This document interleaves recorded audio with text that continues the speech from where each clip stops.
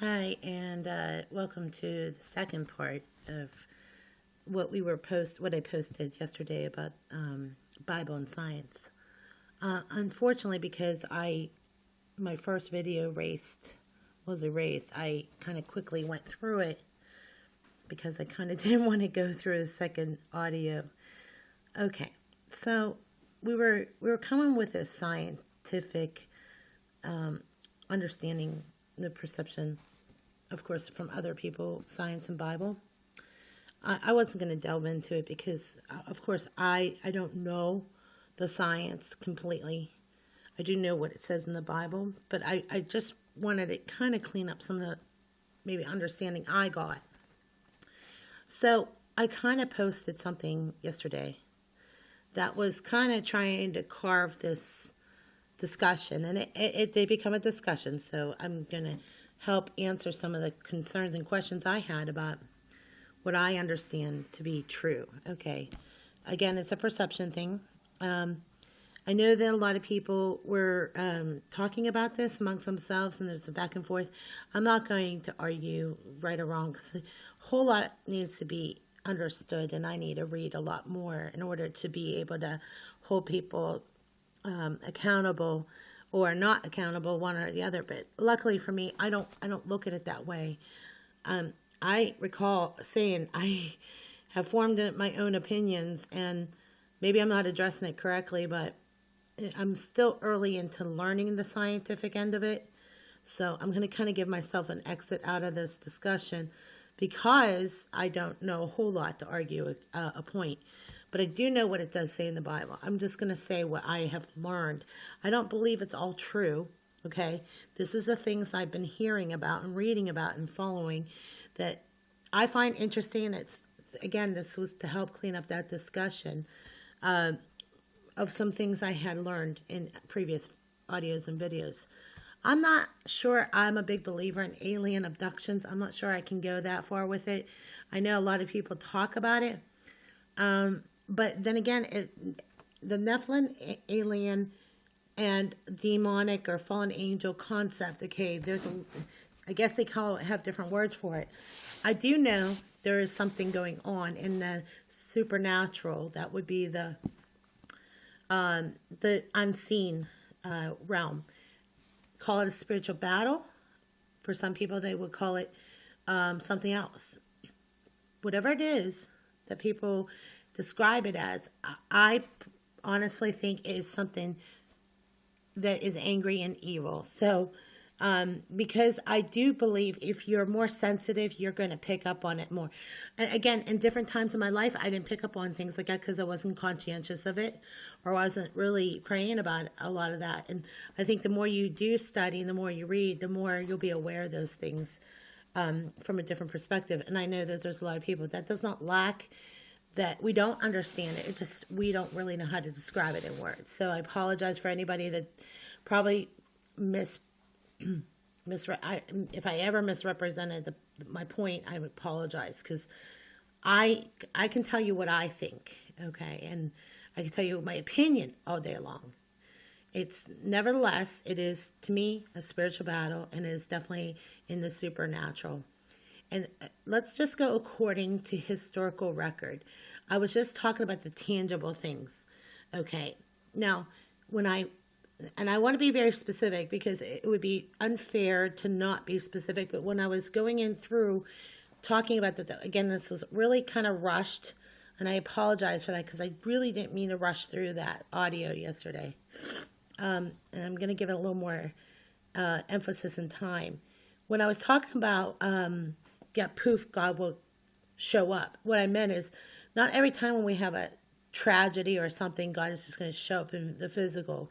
But he will use situations around us that we're not even aware of to kind of hopefully give us a way out. And I've seen it. I don't know for sure, but I can say for myself, speaking for myself, that in the midst of a tragedy, I had to seek God more, but I found my way out of there by seeking God. Okay. And it wasn't easy, but the circumstances allowed it to be a lot easier to hit your knees and plead for help. And the many times, when I did have it, not knowing that it led me to prayer, because I wasn't aware of when the tragedy would begin, that it would lead me to prayer. And I'd say this because I was younger. I was like probably in my teens, 13, 14 at the time. It was my first real experience having prayed, because I really never knew to pray. I grew up in a Catholic church. So what to pray outside a church, that was kind of left to, you were, according to what I was taught, you had to be in a church to feel like you were getting something spiritual and holy. I didn't know always that. I knew that God kind of walked with us, but I never really prayed out loud that way. I was too young to understand, not inexperienced, didn't know a lot about that. But I do know, because I watched my dad pray, it helped me to understand that, yeah, you can pray outside of church. But somewhere in that understanding, I think it was built into my thinking that, praying was for church, or listen to Sunday music was a Sunday thing. Okay, so just so that you know, I found that an awesome experience come out of that. My first time I really, really prayed, the next day we were rescued. Okay, and we were in a very desperate situation. I was a teenager at the time, and I didn't have anyone to turn to, and the next day a series of events occurred, and it was like immediately that prayer was answered. And I was astonished. I was actually awestruck by it, and I don't find myself like that a lot. So let's just go with where I'm at with my personal experiences. At least I can tell you personally how I was affected by that. From the scientific end, I'm not going to get into a whole lot of science. I find it odd. I'm awed at some of the discoveries, and knowing that there's some truth behind the real reality of Jesus Christ in that time period. Unless those things weren't discovered, we could never really know that there was life before, like 1900 or 1700. It would be the same as, digging up a treasure. You don't know these things exist until you dig it up. And that's kind of what I find that the treasure. And it's interesting that we often talk about how we treasure those moments. And I consider that a treasure. Because when you do hear about something like that, especially when you're keen and aware of it, or aware that these things are happening, or some interesting discovery comes across, it makes you realize this is real. And that's where I was getting with it, because I didn't want to go on to hypothesis and scientific stuff, because yesterday that's where I started, and I don't think I ended up there. But just to answer some of those questions, my concern is that although I don't have a whole lot of background in theology, I can't argue theological principles and spiritual laws and things like that. I do know them, but I can't argue them. That's not really what I really plan on doing. I'm looking for a deeper meaning behind a lot of things too. But because I don't know a whole lot about it, I hate to argue or debate about something. I am caught off guard when people want to argue the Bible. I do have my own opinions. I do believe there was a lot of reprinting of the Bible, that it could have easily been changed over the course of hundreds of years. In fact, I do know, I've heard of that happening. There was a lot of translations. I think when often they talk about the Bible being retranslated, of course, because it was written, believe it or not, I think it was written in Hebrew, then Greek, and then it was retranslated, and then there's some Latin. So, I think you should know your Latin and, know some Hebrew to understand what the real true meaning of the Bible was intended for. And a lot of times, I think that was the whole point of the translation, is that you'd have to know that in order to retranslate the word into modern day English. And that's what we have today. So there's been a lot of changing of the hands. And I often think, and I use that as reference, because I really want to speak to those people who don't really know a lot about a lot. But even those people that do know a lot, I want to speak the language that everybody can understand. And this is the problem we've had, is there's a lot of smart, intelligent people. They can talk with big words. But I think we need to not lose people in that respect, because we not because people are dumb. It's because not people are maybe not accustomed or haven't challenged themselves enough to read beyond that and know these definitions.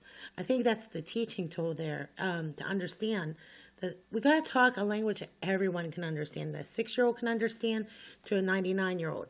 And when we get into these translations and talk about real important relevance of the Bible, that is important. I just want to make people aware that we can be real, and we don't have to get lost into these theological debates either.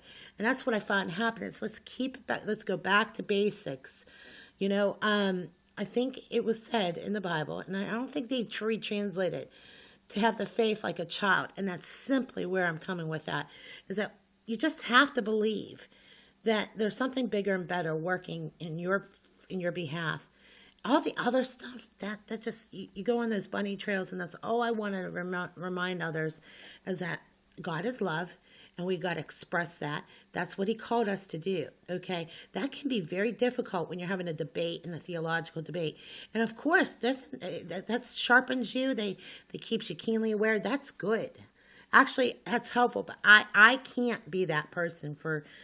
I can have part of that discussion. I can admit that, because I'm not saying that I don't know, but I don't know a whole lot to have a theological debate. There's some things I do understand. Trust me. But that's not what the point was. I just saw the back and forth at YouTube. I wanted to make a point by saying, yeah, there's some Bible and science news out there. It's interesting. I find that if it meets to the Bible and to some of the standards that we understand, and I want to clean up that. I want to clean it up and maybe kind of come up with my own understanding, what God is allowing us to understand. Hopefully we can all agree that a lot of the things that you're seeing in the news and what you take from the Bible, you can kind of clean it up. That's what I was hoping to gain. That probably wasn't what I conveyed. So just so that I carefully can walk away from that discussion and not just rush through a discussion like that the way I did. And I apologize for that, because again, that audio and video did not help. And my video went down, so, and as you see, the video is still down. So I thought at least I can do the audio end of it, and I will at least make that point and clarify what I was trying to point out. Because again, I don't want to backtrack on what I said, because that's not what I was trying to do, but I did want to clean up that discussion. So thank you for giving me a few minutes to do that, and have a great day. God bless.